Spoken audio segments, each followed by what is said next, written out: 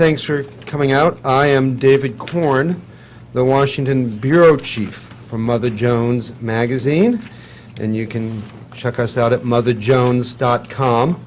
We are very proud with our new issue, which I'll hold up a cover of here. It just came out called Torture Hits Home, to feature within it a piece by Peter Bergen called The Body Snatchers. It's about an extraordinary rendition, a particular one, of a fellow named Abu Omar, who was snatched off the streets of Milan in Italy in 2003 and brought to Egypt, where he was tortured. It's particularly relevant that the snatching was done by the CIA in our name, in the so-called war against terrorism. And Peter will describe the article and talk about some of the ideas it raises. To me, it still is kind of stunning that, that we have a debate in this country about the appropriateness of such actions, kidnapping, torture, and the like. And it really goes on almost on a daily basis now, and you can include wiretapping in that. And the take-home quote, for me at least, in Peter's piece, is when he quotes the Italian prosecutor who's making a case against the CIA, and he'll tell you the details. He says, "It is possible to combat terrorism without extraordinary means." To me, that seems to be the rub of it, the nut here. Can we go after terrorists who do pose a threat and who have killed our country men and women without resorting to this type of tactics that we've disparaged and have protested in the past, and which, as Peter shows in this case, quite frankly, are illegal? It's an ongoing debate that hasn't stopped, and I'm glad that Mother Jones and Peter are part of that. Let me just give you a little background on Peter and Katherine, and then I'll turn it over to them. They'll talk, and you can ask questions afterwards. Peter had the good fortune as an enterprising journalist to get to know a fellow before a lot of us did by the name of Osama bin Laden, and was one of the first Western journalists to interview him, talk to him, and start raising questions about him that were sadly ignored by too many. Since then, he has written several books, including Holy War, Inc., Inside the Secret World of Osama bin Laden, and I think more recently, Osama bin Laden I Know, The Osama bin Laden I Know, An Oral History of Al-Qaeda's Leader, which came out 2 years ago. You might recognize him from TV. Anytime terrorism is in the news, CNN calls him, and he obliges. He's made repeated trips to Afghanistan and Pakistan and Egypt and other places around the world to enhance his expertise on the issue. And he is the Schwartz Senior Fellow at the New America Foundation. I'll give you him in one moment. Let me just give Katherine's introduction now, so we can move quickly to her after he's done. She is a Program Associate for the Nuclear Strategy and Non-Proliferation Initiative of the New American Foundation. And with Peter, she has been studying extraordinary renditions, and she'll talk about some of her research after he talks about this. So, Peter, please come up here and explain what an extraordinary rendition is and why it may or may not be a good thing.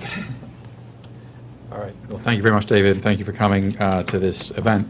An extraordinary rendition doesn't really have a meaning in legal terms. I mean, but an extraordinary rendition is the following. It's a rendition from country X to country Y where somebody may be tortured. That's the way we defined it.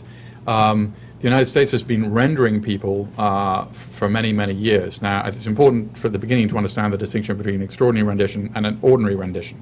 An ordinary rendition would be the following, and there's nothing really wrong with it as far as I can tell. The Ramzi Youssef, who bombed the World Trade Center in 1993, he disappeared the day of the bombing or just before the bombing. He flew to Pakistan, where he had previously, he's of Pakistani descent. He grew up in Kuwait, but he flew back to Pakistan after the Trade Center attack. Now, in 1993, the United States had no extradition treaty with Pakistan. There was little doubt that Ramzi Yousef had masterminded the attack. Many of the people involved in the attack had already been arrested and convicted. He was the subject of a manhunt by somebody, I actually quote in the piece, Brad Garrett, FBI, one of the main, an FBI investigator who was involved in arresting Ramzi Yousef, amongst others. And he was taken to the United States, where he then was put on trial, and he was sentenced to 240 years in prison. So we in this discussion and also in this piece, we didn't concern ourselves with ordinary renditions. Ordinary renditions simply being the United States essentially picking somebody up in a country like Pakistan and rendering them, and particularly in the pre-9/11 period, these people faced trials. Ramzi Yousef being one. I'll give you one more example. Miram al-Kansi, for instance, who was executed in Virginia. Again, Brad Garrett, who I quote in the piece, Brad ran the FBI investigation on Miram al-Kansi. Kansi shot 2 CIA employees outside and killed them outside CIA headquarters in '93. Subject of a 4-year manhunt was somebody dropped a dime on him. He was picked up, taken to Virginia, put on trial, and executed. So these are ordinary renditions, and these don't seem to be particularly problematic. Extraordinary renditions, which we define as taking somebody from country X to country Y, using American personnel and transports to a country where they may well be tortured, are obviously more problematic, particularly since the United States is a signatory to the United Nations Convention Against Torture, which suggests that you can't take somebody to a country, another country, if you have substantial reasons to believe that they will be tortured. Now, in the case of Abu Omar, who's the person we profiled, or I profiled in this issue, were there substantial reasons that if you sent somebody to Egypt who was a former member or a present member of the Islamic group, which is an Egyptian terrorist group, were there substantial reasons to believe that he would be tortured? And the answer, of course, is yes. I mean, by the State Department's own reports. You don't have to. It's not sort of a group of bleeding heart liberals who said that Egypt's security services routinely use torture as their sort of main forensic investigative technique. It's the State Department's been saying it for years and years and years. So at the same time that one arm of the U.S. government was arranging this snatch operation for Abu Omar on the grounds that Egypt wasn't a place where he was likely to be tortured, the State Department has repeatedly said that, in fact, somebody like Abu Omar would be a candidate for torture. And, of course, he was. I think there's... I interviewed him in Alexandria. He was released. Let me get into his story a little bit. His story is the following.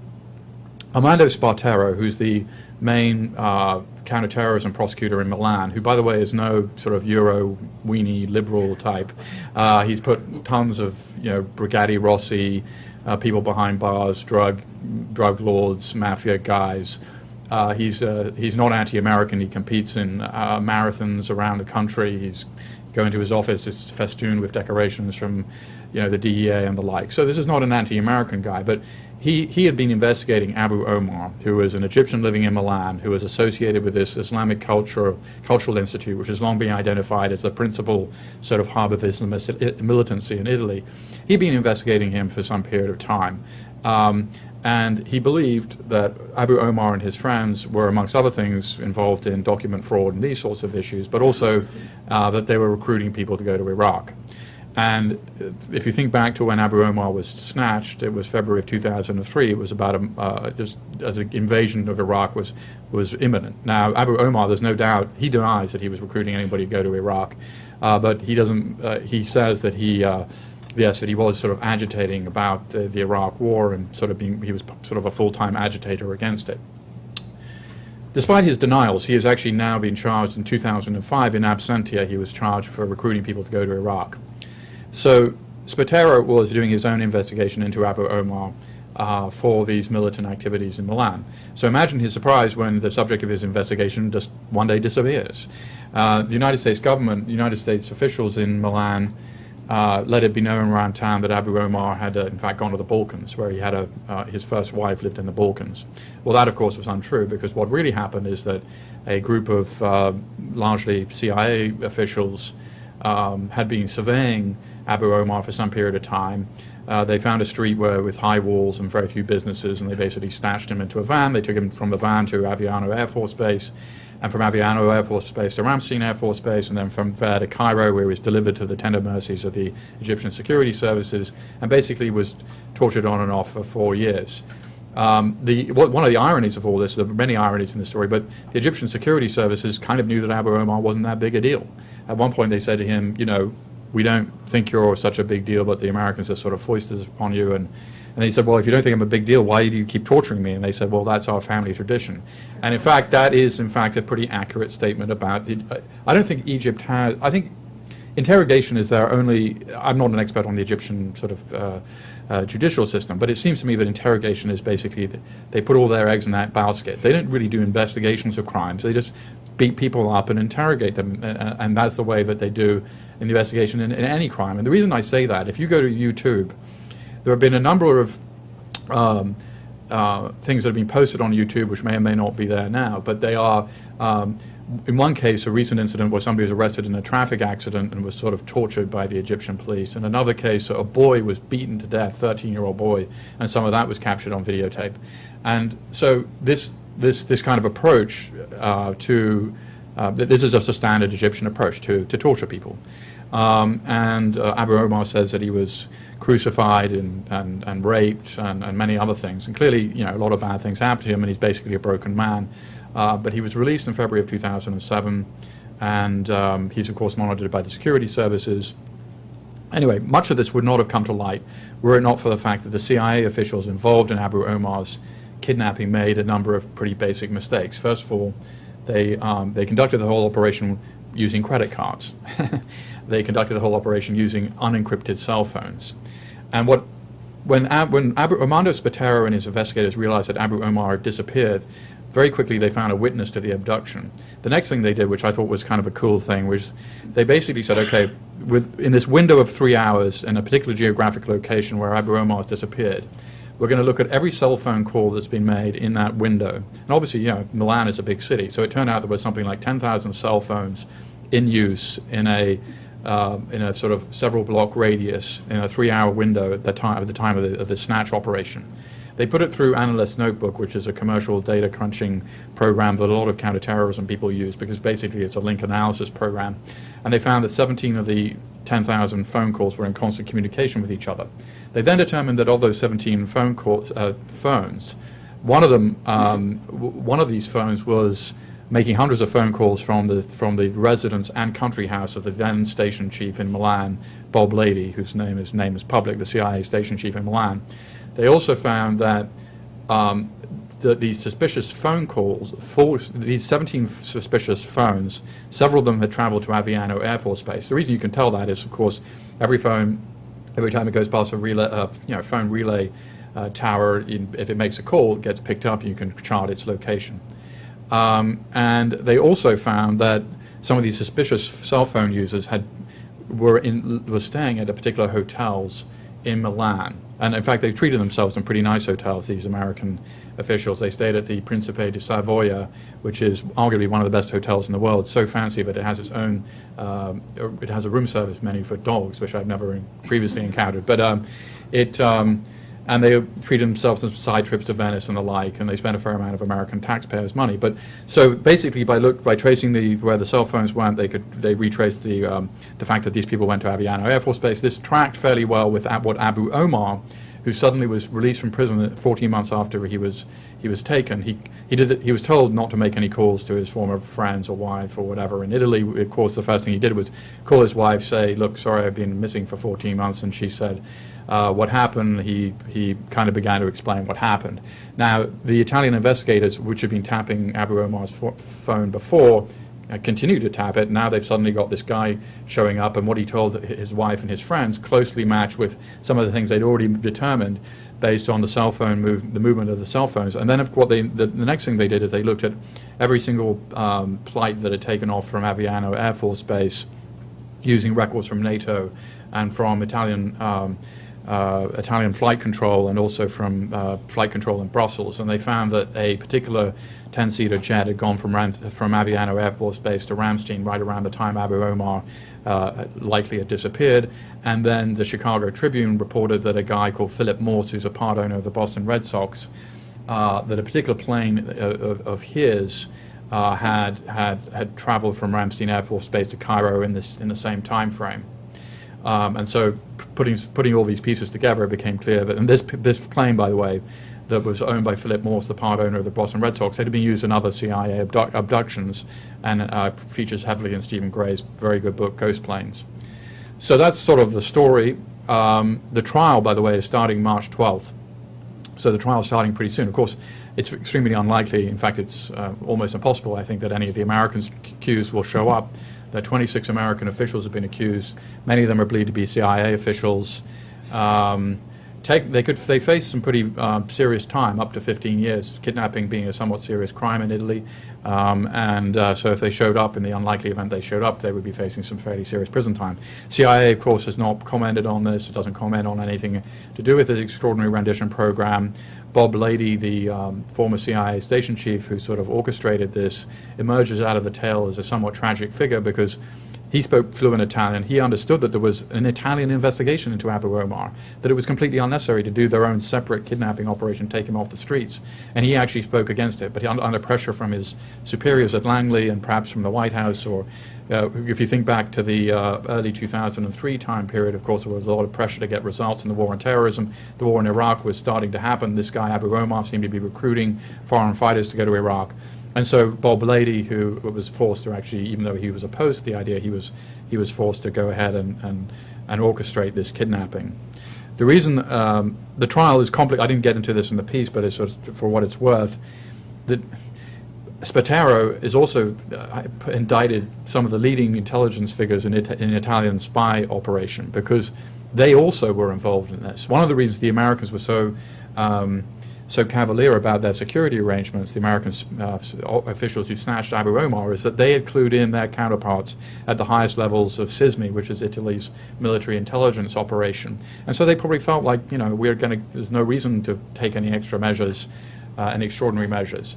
And so Spataro, the Milanese prosecutor, has also indicted top-level officials in the Spanish, in the Italian intelligence agencies.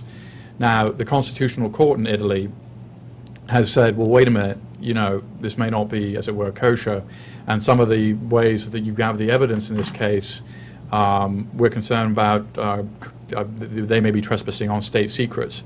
Be that as it may, the Constitutional Court will rule on that. But the main point is that the trial against the 26 American officials will go ahead anyway, because all the information that was gathered in that case doesn't involve secret evidence. And also in Italy, you can have trials of people in absentia, unlike in other countries.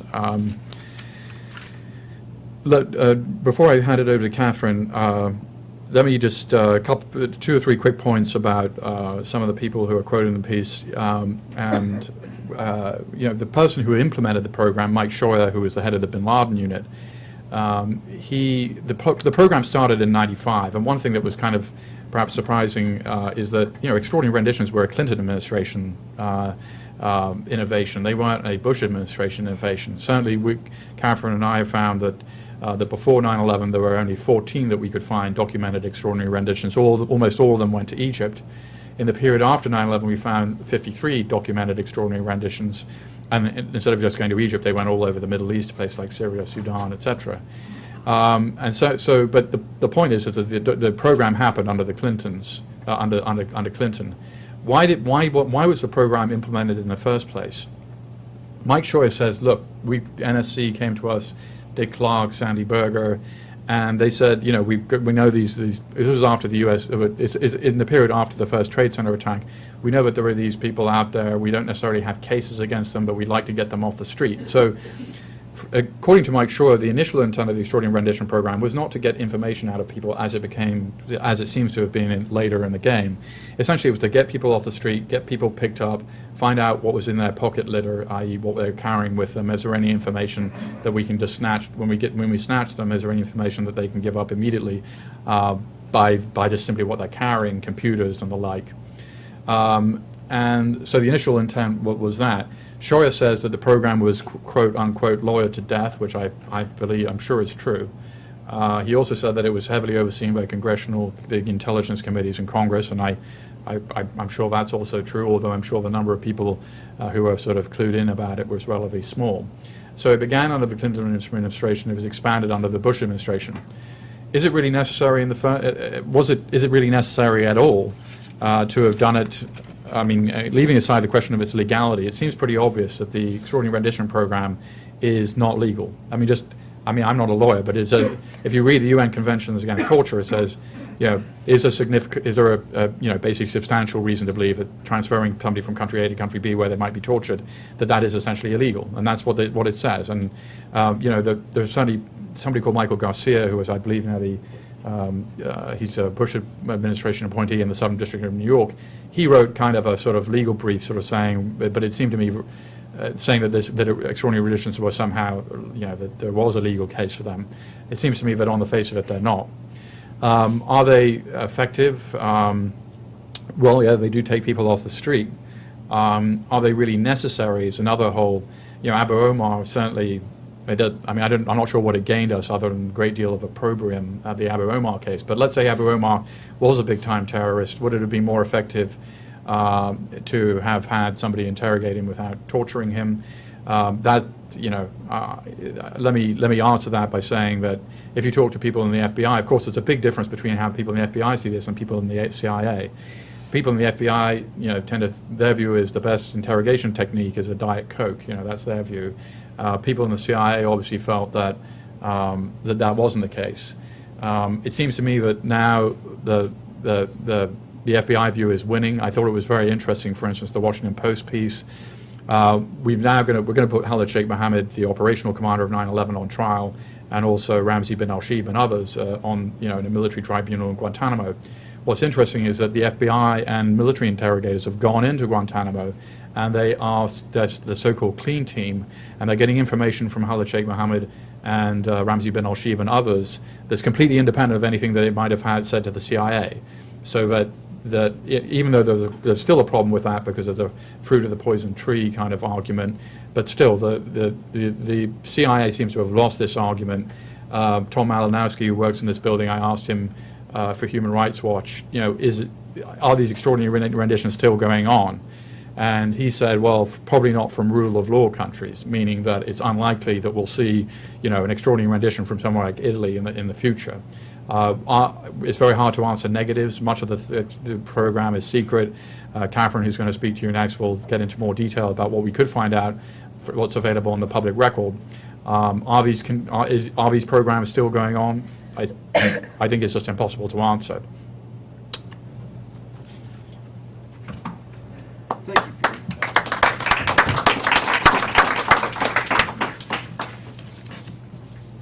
Hi, I'm Katherine Tiedemann. Thank you all for coming out today, and thanks to Peter and Mother Jones for orchestrating today's event. I'll just speak for a few minutes about the details of the renditions program.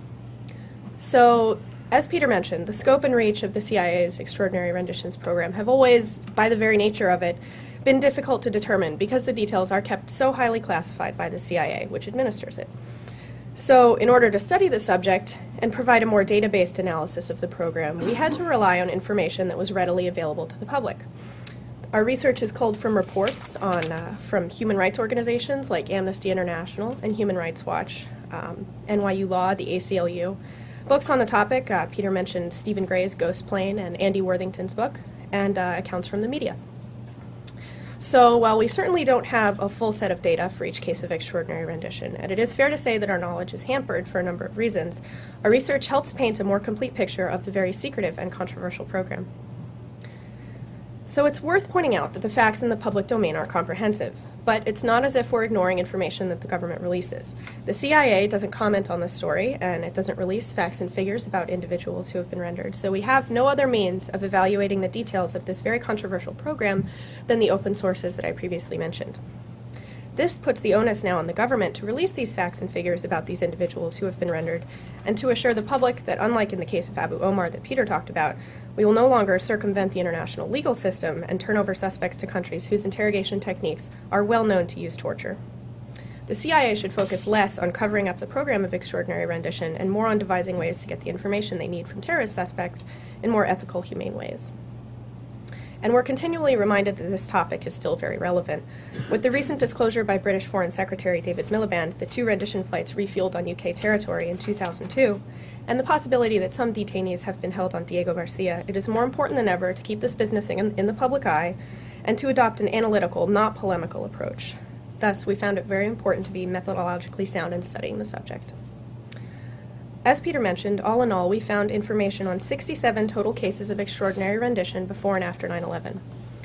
Because of the covert nature of the program, little is known about cases before September 11th. What we do know is that former CIA Director George Tenet testified before the 9/11 Commission in 2004 that over 80 renditions occurred before September 11th, and we think the program began in 1995, as Peter said. Within the public domain, we found information on 29 total cases of rendition, 14 of which qualify as extraordinary by our definition. So of the 14, an overwhelming majority, 12 of them, were sent to Egypt. At least 3 of those individuals were executed. At least 4 are still currently in prison. The other 2 went to Saudi Arabia and Jordanian prisons. Only 1 that we know of has been released. So after September 11th, both the pace and the number of destinations for extraordinary renditions increased. Former government officials have anonymously estimated that between 100 and 150 terrorists have been flown from one country to another since September 11th, courtesy of the CIA. From the information that's publicly available, again, we found that the number of extraordinary renditions more than tripled after September 11th. Although we found information on 117 total renditions, once we excluded the destinations of American custody, Afghanistan, Guantanamo Bay Prison, and the CIA secret prison network that's come under so much fire recently, 53 of those qualified as extraordinary rendition. So the sheer number of suspects rendered is not the only notable finding of our study. Rather than just sending individuals to Egypt after September 11th, the CIA diversified rendition destinations, shipping people to places like Jordan and Syria. 18 individuals were sent to Jordanian and Syrian prisons. 6 were sent to Libya, 4 to Morocco, 7 still to Egypt, and a handful each sent to places like Yemen, Pakistan, Ethiopia, Algeria, Zimbabwe, and Sudan. Not exactly country club destinations. As Peter mentioned, these countries have been repeatedly criticized by the State Department and by a plethora of human rights groups and advocacy organizations for documented torture or other cruel, degrading treatment in prisons. So what do we know about these 53 individuals who have been rendered since 9/11? More than a quarter have come out and said they were tortured while in foreign custody. Several more imply such treatment through either vague or secondhand descriptions. 4 say they were tortured by the CIA at some point in their journeys. In total, at least a third of the cases we looked at show some evidence of torture while in foreign custody. This doesn't mean, of course, that more were not tortured. The current conditions and whereabouts of 19 of the individuals since their renditions are unknown. We simply don't know what's happened to these people, so it should be the responsibility of the U.S. government to increase the transparency of this program. In terms of where the CIA picked up all these suspected terrorists, more than half of the 53 renditions came from Pakistan. Almost a third came from African countries like Sudan and Somalia. 7 of the renditions we looked at eventually found their way to Guantanamo Bay. Remarkably, but unsurprisingly, only one of the 53 has explicitly come out and said he was not tortured while in foreign custody. So it's important to remember that these statistics represent people like Abu Omar, who Peter discussed, who have been arrested, mistreated, abused, released, rearrested, detained, kept in limbo outside the international legal system, and tortured. Unfortunately, Abu Omar's case was not an anomaly, but just one case in a larger pattern. Since September 11th, the Extraordinary Renditions Program has more than tripled in size. It's the three-way intersection of human rights, counterterrorism efforts, and intelligence gathering. Unfortunately, under this program, all 3 of these arenas have suffered significant and long-term setbacks. Thank you.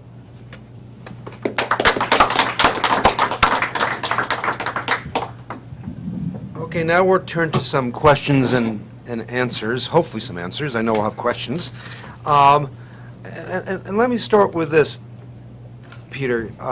Before I do that, I should just do a plug and say, if you haven't gotten a copy of Mother Jones magazine, there's some outside for you here, you can read Peter's story online at motherjones.com. Peter, you know, the argument is that extraordinary times demand extraordinary measures. And I continue to be fascinated by the debate that you alluded to between those who believe torture produces valuable information and those who don't. I'm not talking about Egyptian police officers, but I mean people within the U.S. government. In the book that I wrote with Michael Isikoff Hubris, we told the case about al-Libi, who was rendered extraordinarily out of FBI custody in Afghanistan. The FBI had him, and they were giving him the Diet Cokes and actually getting intelligence out of him that they thought was very, very solid and sufficient. But the CIA believed it wasn't. He wasn't telling all. He was sent to Egypt, where he was, put in boxes the size of this table and beaten up a bit. And he ended up telling them that Iraq had given training in chemical and biological weaponry to al-Qaeda, which was intelligence that the President Bush cited October 8th, 2002, while he was trying to get Congress to pass the Iraq War resolution. And it was also intelligence that Colin Powell cited at his very famous UN speech. Intelligence that we now know to be without any basis in fact. But despite episodes like that, and even within the CIA, Milton Bearden, who was a CIA officer who worked with the Mujahideen, wrote a very good piece in the New York Times, 2-3 years ago at least, in which he said torture doesn't produce good intelligence. So you have the FBI guys who handled al-Libi and other FBI guys in general. You have even people like Milton Bearden saying that we don't believe torture produces good information. But yet there are others who seem to believe exactly the opposite. And then in cases like with Khalid Sheikh Mohammed and others, waterboarding and other forms of torture, were productive. How are we who live outside the dark world to assess these competing claims? Well, the al-Libi case is particularly, particularly appropriate. And I was at one point in a longer draft thought about exploring it, and of course you explored it in your book, David. And if there was a single argument against the use of torture producing sort of false information, it would be that, because without al-Libi, that was I think the only real link that was made between al-Qaeda and WMD and Iraq. Without al-Libi, almost everything that Colin Powell said in his presentation turns out to be wrong. But there were two dimensions to its wrongness. There was the curveball dimension about the mobile bio weapons trailers, which of course was wrong. And then there was this link to al-Qaeda, which was pretty striking, if indeed. Powell called it the sinister nexus. Yes. And anyway, so al-Libi, the al-Libi case sort of speaks for itself. The short answer is we don't know what works. There is no science there's been no scientific study to say, does torture work better than just regular interrogation? Of course, there would be some sort of significant ethical concerns about doing a kind of doing an experiment along these lines. But I think that we know, there's the question of what is more useful, and all we have is anecdote to answer that question. On one side we have people I respect greatly, one or two I were quoted in the piece, but Brad Garrett, the FBI investigator who basically got an uncoerced, fulsome confession from Ramzi Youssef, the bomber of the first Trade Center bombing. He got an uncoerced, fulsome confession from Miram Il-Kansi. Similarly, Dan Coleman, who was the leading FBI investigator on Al-Qaeda, he's if you read Jane Mayer's piece in The New Yorker, which is really a debate between Coleman on one side and Mike Scheuer from the CIA on the other, in a sense, about this question. Coleman comes very heavily against the use of any kind of interrogation technique other than the usual ones. And look at George Piro's interrogation of Saddam Hussein, which yielded all sorts of George Piro, the Arabic-speaking Lebanese-American interrogator of Saddam Hussein, who spent 7 months with him, and got an amazing amount of stuff out of Saddam. So there's the FBI side of this, and then there's the agency side, who obviously felt that this was the right way to go. But of course, no one in the CIA had really done interrogations. the people, I think this is, of course, has changed, but particularly initially, there was this sort of cartoon-like idea that if you rough somebody up, that they'll finally tell you what you really need to know. And in fact, speaking of which, Paul Wolfowitz, I think you reported in your book, David, Paul Wolfowitz wanted to turn Ramzi Youssef, the bomber of the First Trade Center, the mastermind of the First Trade Center attack, into an enemy combatant, so he would be taken and roughed up, and would finally admit what Wolfowitz believed he was, which was that he was an Iraqi spy. Well, luckily DOJ said no, and in fact Ramzi Youssef wasn't an Iraqi spy. He's a Pakistani who got nothing to do with the Iraqis. But I think that there was, coming out of the 9/11, I think part of this is explicable also. If you're evacuating your office on September 11th and you've never heard of Al-Qaeda, bin Laden, you've never thought that non-state actors are a threat, you're so surprised that you're going to make some extraordinary decisions. And so I think part of these decisions were based on really, in some senses, understandable feeling that 9/11 was a sort of watershed event. But it would have been much less of a watershed event if the people who'd been making these decisions had actually thought that Al-Qaeda or bin Laden were a threat anyway. If you do a database search on the words Al-Qaeda or bin Laden for Condoleezza Rice, George W. Bush, Vice President Cheney, Paul Wolfowitz, you will find that they said nothing about this threat before 9/11.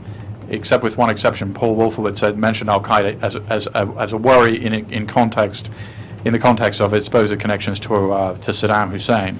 So I think part of these decisions were conducted in an environment where there was a great deal of surprise, and therefore a feeling that extraordinary measures needed to be taken. But if they'd adopted the FBI approach in the first place, which is now, I think there is a Congress that's already passed a law now saying the CIA has to adhere to the Army Field Manual standards. So, I mean, the environment has changed, and what we're talking about may all be historical at this point. And of course, that law doesn't affect, I think, extraordinary renditions where we don't technically do the torture ourselves. Right. Actually, one important thing about an extraordinary rendition is that there's a rather Jesuitical approach that we take to make sure that it's legal, which is when Abu Omar was arrested, he was arrested by a real Italian police officer who was sort of conned into this. I won't bore you with the details right now. So it's not a kidnapping; it's a legal arrest in Italy, and there's usually some sort of subterfuge to kind of give it some kind of appearance of legality. In this case, using an Italian police officer. Okay, let's have some questions from the audience. I want to ask you to stand, speak loudly, so maybe our mics will even catch your question. And also, if you have an institutional affiliation, tell us what it is. Okay? You, sir.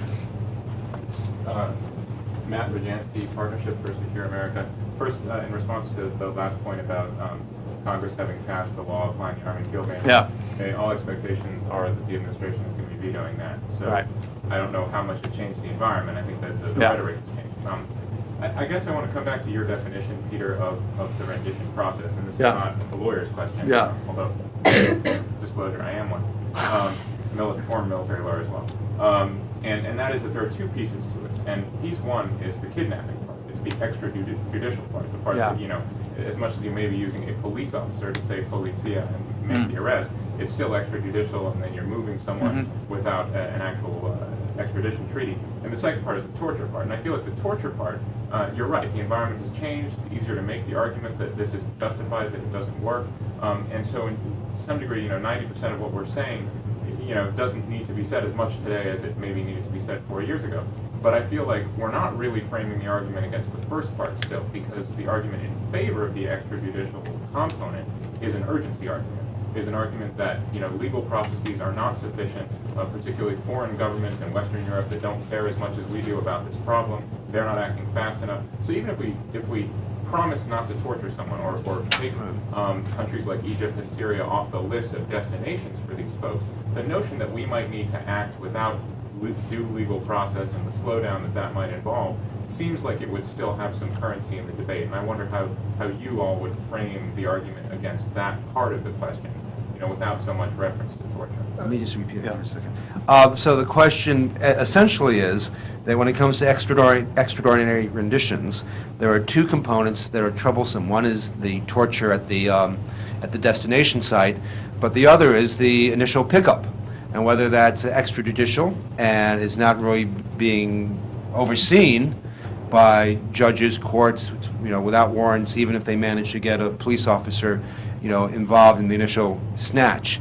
And while the torture aspect of this has gotten a lot of attention, and maybe in public opinion, certainly in Europe, maybe even so in the United States, has become now an issue that a lot of people oppose, if not a majority, the whole notion of just acting in this extrajudicial fashion because we can hasn't raised the same level of opposition.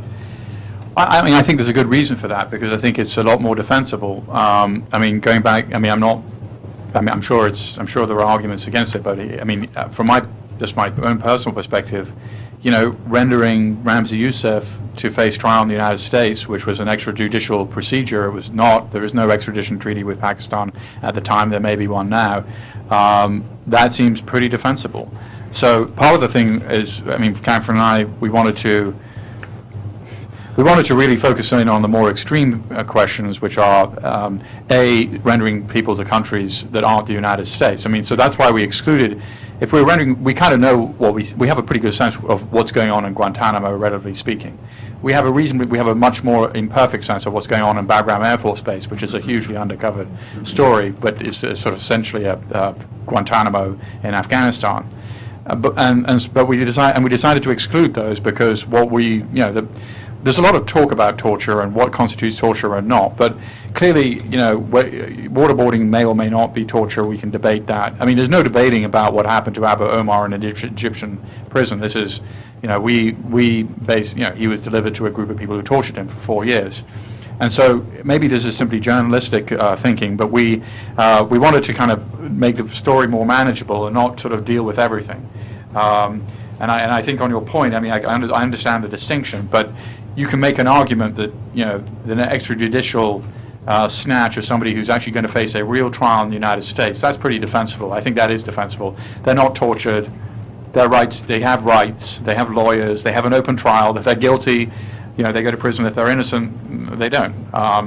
That's a very different matter than the Abu Omar case. Go ahead. I just refine that for a second by suggesting that under the current legal framework, as long as those folks are treated as illegal combatants under the current law, they can actually be held pretty much indefinitely, assuming that they're not going to be tortured. So they don't have the rights that you're saying they would have, which would sort of make it okay with all of us, that they get kidnapped, and yet they're being kidnapped without the prospect of torture because they're not being brought to Egypt or something. That's the argument I'm concerned about anticipating when the torture part of this debate drops out, as I think we all hope it will in the next year. Well, I suppose you can have a rendition in which someone ends up being in trial, and then a rendition where someone ends up in Guantanamo or some other facility forever without being charged under the current administration's. Right. I mean, clearly, instead of 53 examples of that, there are hundreds and hundreds and hundreds and hundreds, and but for the purposes of this study and this story, we were focusing on the extraordinary rendition, which, as I said, is not a legal term; it's more of a journalistic term. You right over there. Yes, Mike Hager, Education for Employment Foundation. The discussion of whether torture works or whether this process makes sense in the environment of a war on terror is a bit disturbing for me. I think it's in the nature of whether the ends justify the means. I don't think that's the issue. I think the rock bottom issue for this country is whether this country will adhere to the rule of law. Because what I see is across the board, whether you look at stage 1, kidnapping, or stage 2, torture, we're talking about an abandonment of the rule of law in this country. And as a lawyer, that's been most disturbing to me.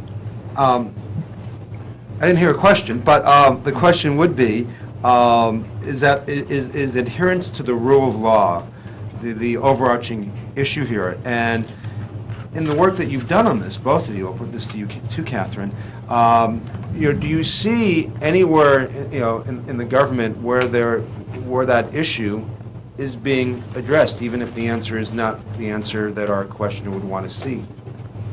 Well, I mean, I think this. I think the fact that the so-called clean team went into Guantanamo speaks for itself, because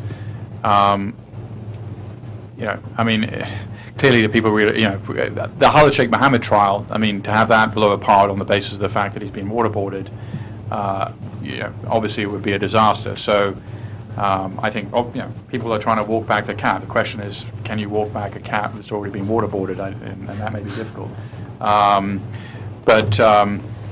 In answer to your sort of what was implicit in your comments, sir, I think it's useful to look at the U.S. Embassy trials, the trial of the people involved in the U.S. Embassy attacks in 1998, because that provides a pretty good model of maybe what we should have done in the first place. Now, 4 people were convicted in those trials. There were a number of public goods that were served. One, the families of the victims attended much of the trial and saw these guys in the dock. Some of them even testified about the effect of the bombings on their loved ones and their lives. There was a public good also because for the first time Al-Qaeda's interest in weapons of mass destruction and buying these materials became public. No classified information that was used in the trial leaked out.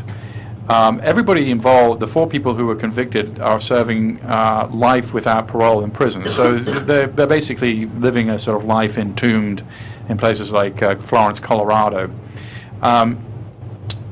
Which raises the question, maybe we have a model for this already. It's worked very well with all sorts of terrorist trials that we've done. And the question is, how do you get back to that model, given the fact that all the things have happened, and we can decry the things have happened, but how do you now change what is happening? And it's everybody says, let's close Guantanamo. Well, closing Guantanamo is both easy and hard. It's easy to say, and it's maybe hard to do because, of course, some of the people aren't, their home countries don't want them or incapable of incarcerating them and the like. But the question, I think, going forward is, okay, so given that all the criticisms that exist, the valid criticisms, what do we do next? Do we set up, for instance, national security courts that would be basically like the FISA court, except that they would be actually involved in trying some of the people in Guantanamo outside the military tribunal system? I don't know. I'm not a lawyer, but I'm just saying we need to be thinking about what's the next. I mean, as you were sort of saying, this story is going to continue. It's like what are the policy options that exist in the future to deal with this? And also there will be people. The president in 2009 will be faced with. This may be not. Maybe people will disagree with this, but when the White House lawyer said the Guantanamo conventions were quaint when it came to Al-Qaeda, that wasn't such an extraordinary idea. A group of non-state actors conducting terrorist activity, that's not something that the Geneva Conventions really kind of conceived of. And so the idea perhaps that we could have perhaps a new president come in and say, well, maybe these Geneva Conventions need to be updated because there would be other countries around the world who would have a similar interest in this. Okay. Well, okay, I just wonder, on the extrajudicial nature of these extraordinary renditions and such, even in the open literature, do you see much in the way of people looking at that question, either in our governments overseas? There's been some, there was a hullabaloo over the flights at some point, and that seems to have died down, hasn't it? Well, I think there have been several good investigations of the extra-legal nature of the program. I think the Council on Europe released a report, and there have been, countless reports by both individuals and by these human rights groups. Human Rights Watch put out one. Amnesty has a great investigation into this. So people are looking at the question, as Peter said. The question now is, where do we go from here? So. Jim Pickner, George Mason University. Just a couple of points on Al Libby. The Defense Intelligence Agency did burn him in February 2002, and so DIA had that information when Bush then later gave the speech, and memos are on 411's website. On the scientific study, within the last year, a bunch of high-level people did that and looked at all of the literature out there, and I can't remember the title or the people, but I've got it on my website there on my own CD, and it's on the website. On the rule of law. Well, what do the studies say? Yes. Oh, it said that this was a study on the effectiveness of torture and interrogations. Yeah, and it said exactly what you were saying. But the FBI say this does not work very well. and once in a while it might. But you know, all the professionals say that this is not the best way to do it, and the FBI are right on that. And so are the military people from World War II, Korea, and so forth. They all say that. And of course, the counter-argument is the ticking time bomb argument. But Clive Stafford Smith, who has written a very good book about Guantanamo, he did a documentary, which I haven't seen, but he recounts in the book, where he interviews a number of people who are supporting the ticking time bomb idea. And he says, give me an example in the last 100 years where there's been a ticking time bomb and torture has worked. And of course, they don't have an answer. He says, okay, well, give me an example in the last 500 years where, an historical example. And of course, the ticking time bomb, it's a fiction. It doesn't exist. There is no example. That You obviously don't watch 24. Indeed.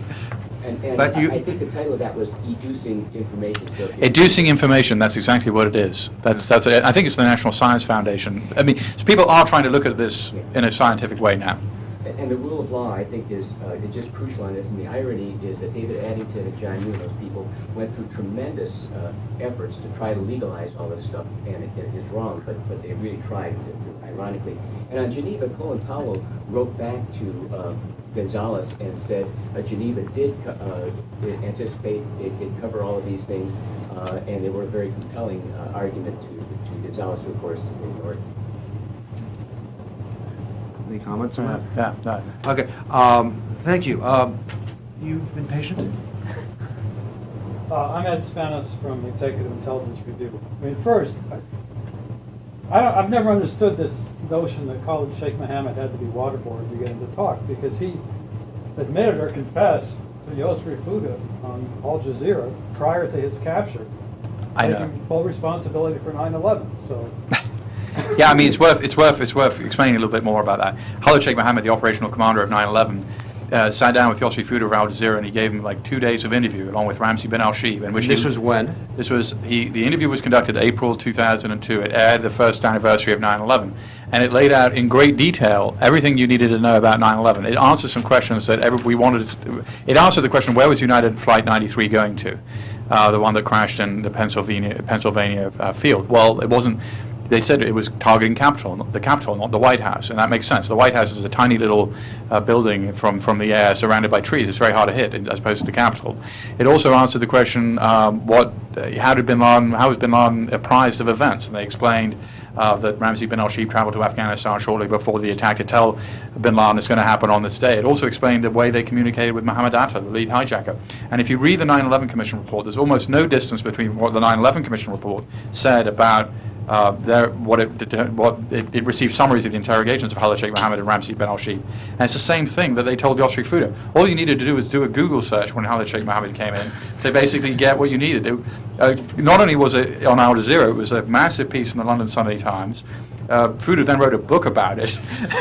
There was nothing, but then in the government's defense, you can say, well, okay, but there were things that Khalid Sheikh Mohammed gave up that, okay, we take it for granted. We take it, yes, that this 9/11 stuff was out there, but what about all those great plots he gave up?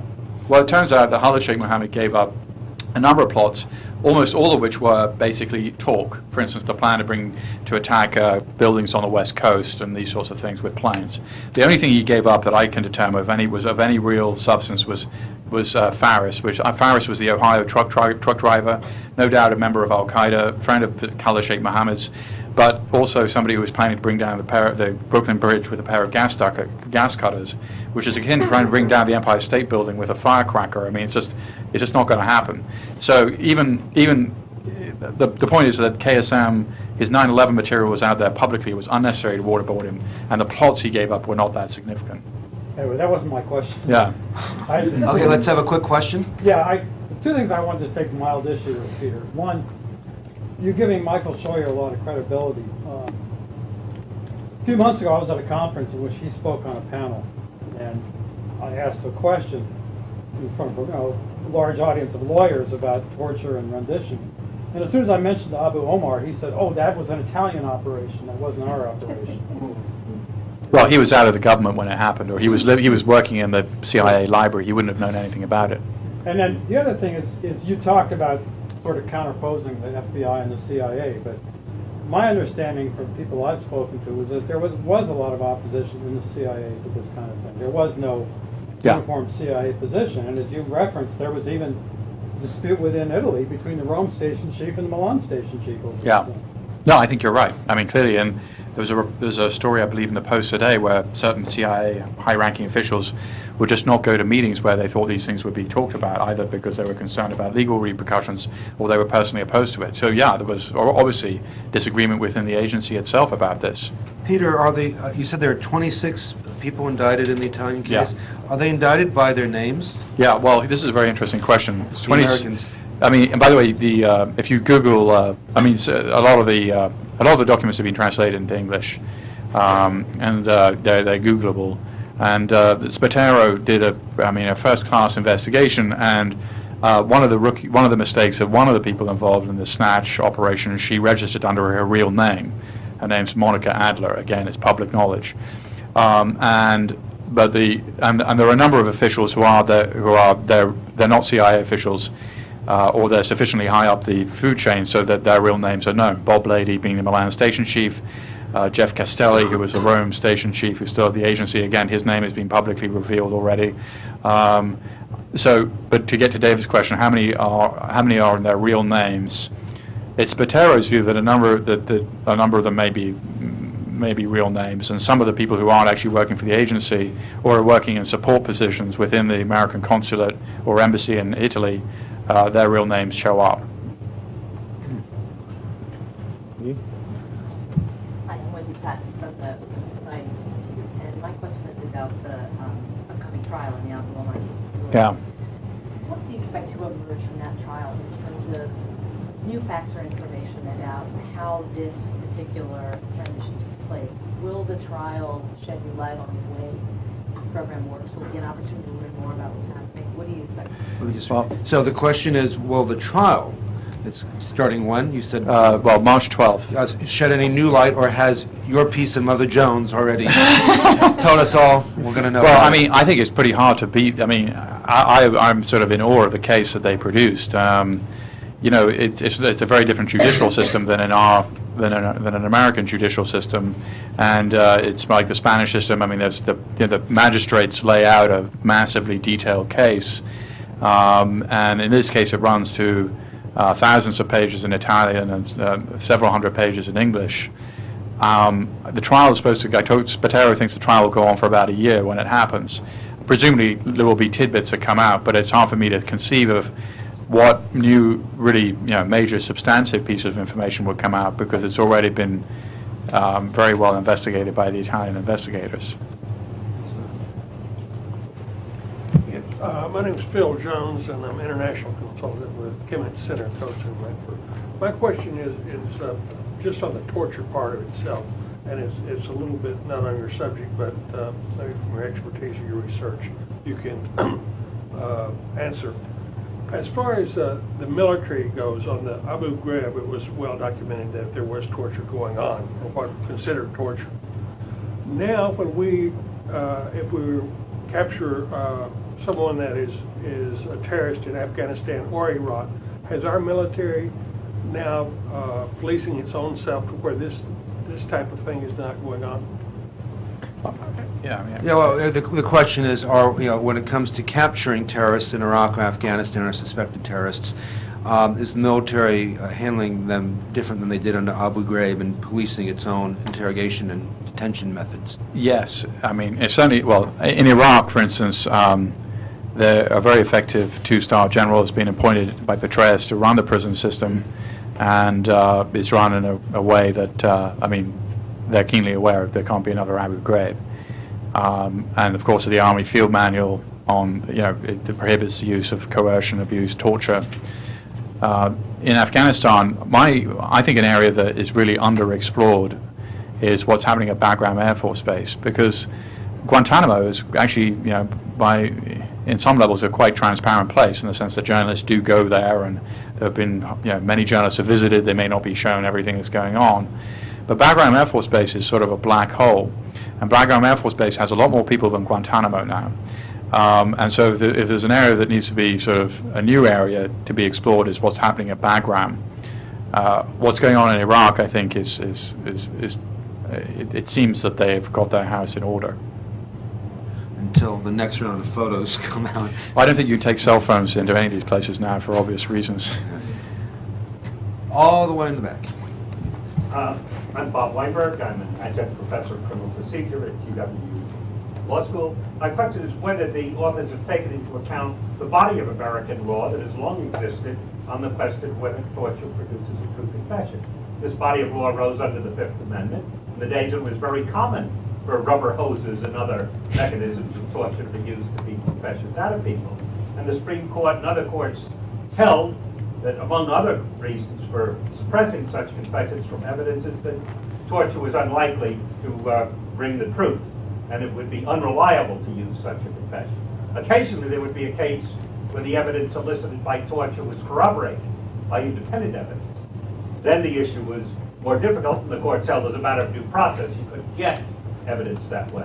But I would think if you research the Fifth Amendment cases, you might find both precedents on why torture doesn't yield reliable confessions, and possibly you could look into the cases where the confession, the improperly extracted confession, was corroborated by independent evidence, and see if you come up with any indication that would assist you in answering your question as to the unreliability or otherwise of torture to extract confessions. Yeah, I suppose then the question is, under traditional American jurisprudence, if the findings of the Supreme Court and other courts have been that confessions are A, unreliable, or B, a violation of due process, or C, both, is there a difference between confessions and torture in a police house and torture when you're holding an enemy combatant overseas? I mean, I don't know. No, but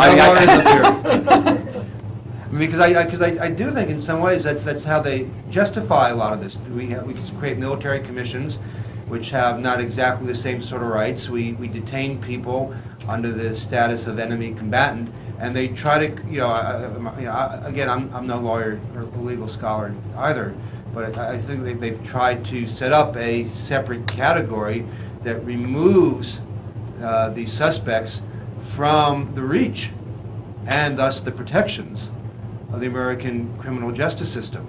And the debate has been, to what degree they can do that and to what degree the president can do that on his own. And it seems as if on that latter question, he has lost more than he's gained in that fight. Yeah, just a comment. I mean, the word torture is very, and it gets bandied about a great deal, and people talk about Guantanamo being a gulag. And I think, to say that Guantanamo is a gulag is an immense disservice to all the millions of people who actually really did die in a gulag. And I think we have to be careful about the way we use the word torture. I think there's no doubt that Abu Omar was tortured. Waterboarding, it seems, is probably torture. Is sleep deprivation torture? I'm not sure. Abuse, coercion, sometimes these words might, I think, people on the liberal side of the aisle may not be serving themselves by constantly referring to anything as sort of a form of torture, when in fact it might actually be coercive, it might be abusive, and it might be useful if we could be more precise about our terminology. Good point. You had a question? Hi, Catherine Arrowwood from the Centre for Victims of Torture. I actually wanted to ask you as a terrorism expert if you could talk about how these policies are playing out in the Middle East. Often the argument we hear is that we're creating more terrorists than we're solving, so even if some of these policies did work, we're actually, causing more people sort of into Al-Qaeda and other groups. If you could talk a bit about that aspect of it. Yeah, well, I mean, the United States is going to be hated by people for one reason or another, and often they will choose from a menu about why they hate the United States, and there will be a sort of cause du jour that may be Abu Ghraib, but 2 years from now maybe something else. We should, for our own reasons, get our own house in order rather than necessarily hope that people will dislike the United States less. The Iraq War clearly is the biggest one. I think far is much more important than the question about how we abuse our prisoners. I must say it's very striking. I've just been in Saudi Arabia and I've just been in the Middle East.